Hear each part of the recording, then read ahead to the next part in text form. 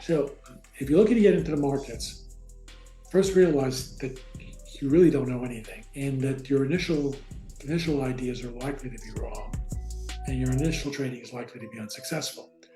So having that framework is, don't expect to go in and, although there are a couple of people in the books who were successful from the beginning, they are the exceptions. But you got to kind of discover what appeals to you, what feels right, and then when you got that, take that to the market, and on paper initially, even though it's not the same, but you always start on paper because you don't know enough to trade real money yet. Try to see, okay, make paper trade. Use whatever approach you've developed, whatever rules you develop, do your trades, see how they work.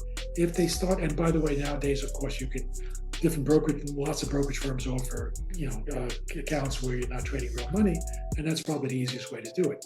So, but see how that goes. And if you seem to be making money that way, real money is very different, and emotions come into play and all that. But if you can't make money on paper, there's certainly no reason to believe you can make it real. So once you get to the point where you think you've got an approach and it seems to be working to some extent, then you can try with real money and start small. One piece of advice I give people is take an amount of money that you can afford to lose, and that's what you use to open the account.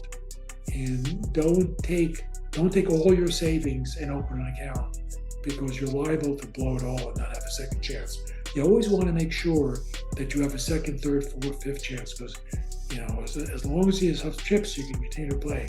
But once you blow all your chips, it's gone. I always will have a relatively small amount of money that if I lose it, it's not a big deal.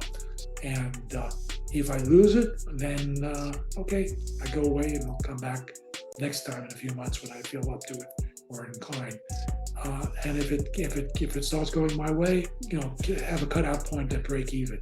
So in that way, even when I'm wrong, even when I lose, it's never a big amount, and I can always come back.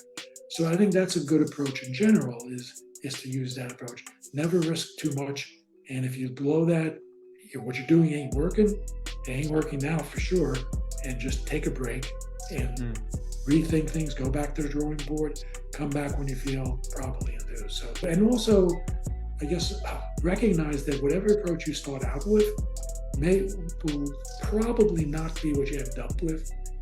You'll find that things that you thought were right were wrong, and you'll find better ways of doing things. And sort of what your own approach is, allow it to evolve.